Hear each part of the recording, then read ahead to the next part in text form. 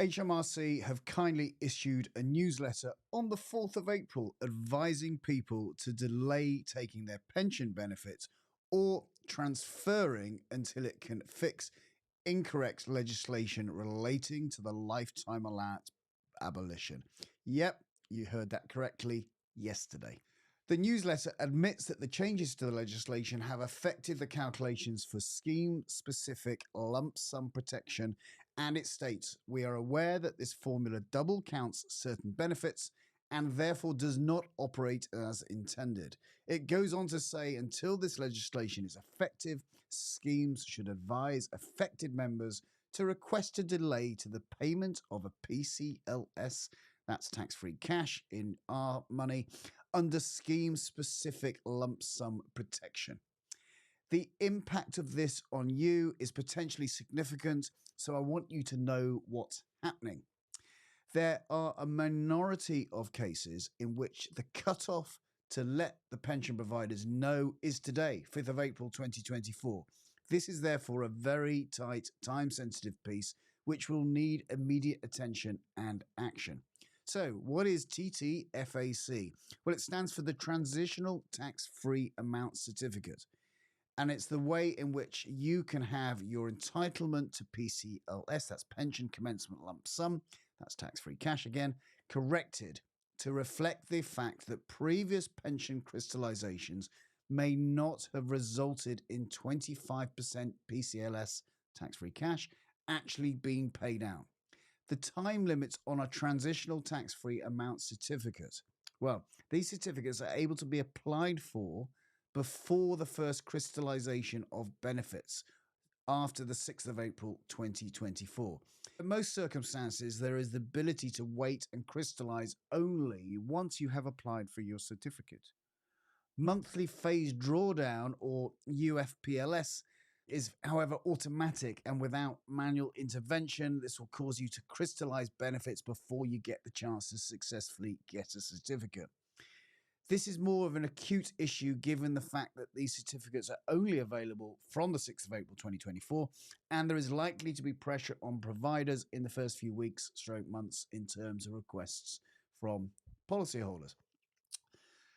Before you consider stopping your monthly crystallization, you need to establish if you need a transitional tax-free amount certificate first, as not everyone will. So who's going to benefit from a transitional tax-free amount certificate?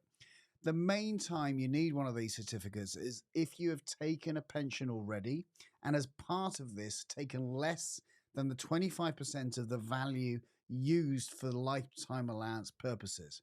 So let me try and explain.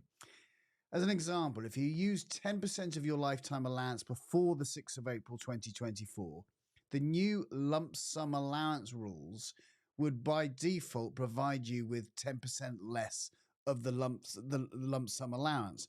So the lump sum allowance is 268,275. You'd multiply that by 90%, i.e. 100% minus the 10 you've already taken. So you multiply it by 90%, that will equal 241,448. The main scenarios in which this applies are taking a defined benefit scheme pension and maybe you didn't take any or the full PCLS, the tax-free cash.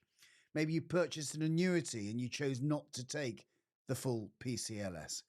So in addition to these two scenarios, if you do not have lifetime allowance protection, but you crystallized a defined contribution pension between the 6th of April 2016 and the 5th of April 2020, you're going to have done that when the standard lifetime allowance was less than today's lifetime allowance of 1,073,100. While you may have taken the standard pension commencement lump sum, again, tax-free cash, entitlement at that time, the amount that you took had a greater impact on the lifetime allowance and in turn the remaining lump sum allowance available in 24-25 than it would have had in other tax years. There is, of course, one more test of whether you would need this certificate. The whole point of transitional tax-free amount certificate is to give you the ability to rightfully take up to £268,275 or more if you had protection in place. If your remaining uncrystallised funds are unlikely to be near this level, it's unlikely to be a negative impact for you. So you can simply ignore the need to obtain one of these prior to your next crystallization. You're going to have to be the judge of this for yourself, considering your existing pension assets, the life stages you're at, and maybe other goals such as inheritance tax mitigation.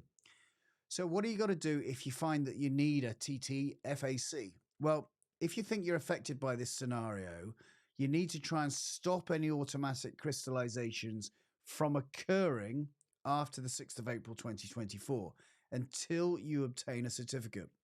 Depending on your pension provider and the dates of disinvestment and or stroke, the payment out of the money, this may or may not be possible.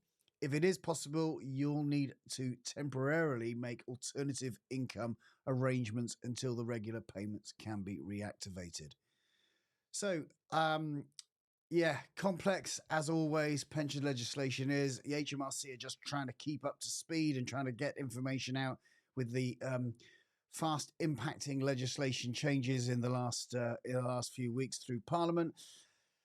I'll put a link to the actual document which I referred to earlier, the actual newsletter issued by HMRC, so you can go and read that yourselves. And of course, contact your pension providers if you think that this affects you, or of course, consult your financial advisor. I hope that's helpful. Please, as always, like and subscribe. And thanks again for watching. Cheers for now.